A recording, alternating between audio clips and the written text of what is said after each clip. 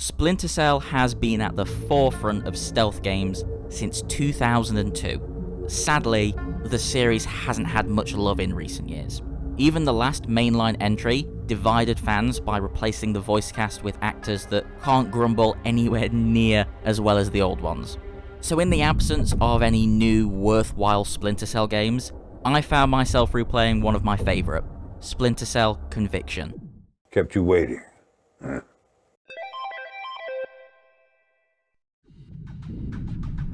Usually, the Cell games put their focus on slow, methodical stealth.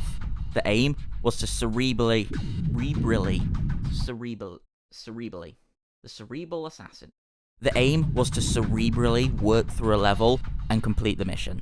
Conviction, on the other hand, opts for a more aggressive and personal approach.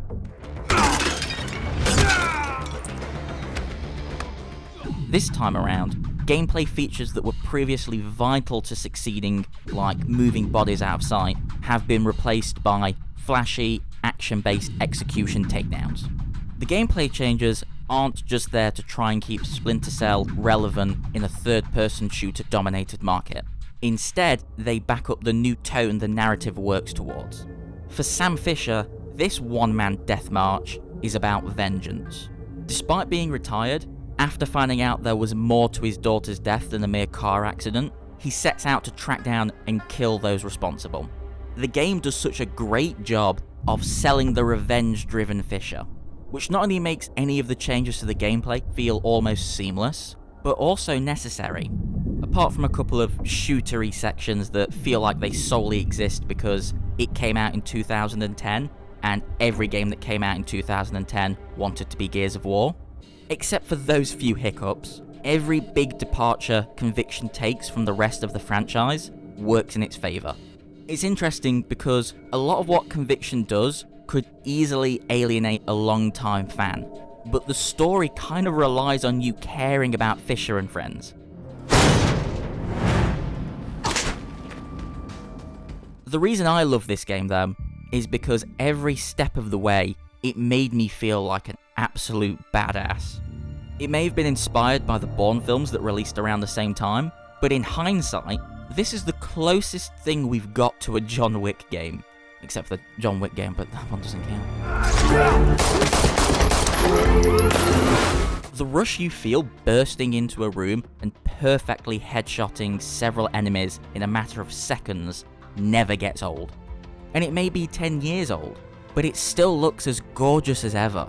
The visual flares the game uses to show you your objective or remind you of an important moment are incredibly simple ways of promoting that slick spy game aesthetic. If you're expecting a similar game to the other Splinter Cells, you're likely going to be disappointed. But if you're ready and willing to let yourself get immersed in Conviction's anger-driven series departure, you'll find that all of the game's design decisions blend together to create a badass experience that's still as captivating today as it was 10 years ago.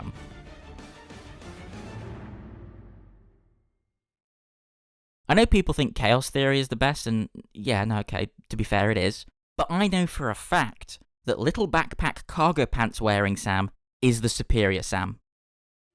Thanks for watching this quick look at quite an underrated franchise that I think more people should really look into, because even the lesser games in this series are still quite good. If you could leave a like and subscribe, I hate asking, but it would really help us out. And apart from that, just be safe and cheers.